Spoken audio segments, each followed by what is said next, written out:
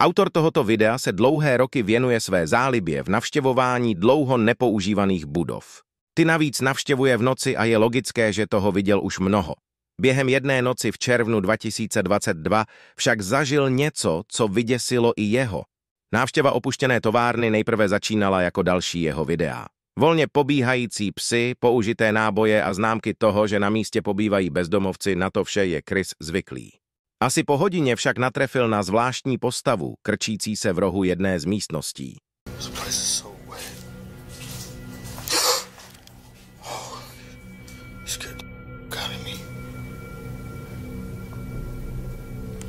Yo, you need some help, bro? Yo.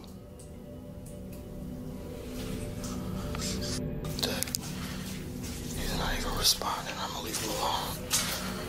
Get the f*** out of his way. Chris se však rozhodne za mužem vrátit. I'm gonna help that dude out. I'm gonna give this dude a $20 bill. Yo.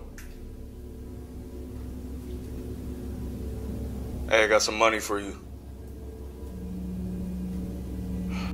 He's not there, and he's not responding. Chris si myslel, že muž odešel a rozhodl se v prohlídce továrny pokračovat. To však nebyla úplně pravda.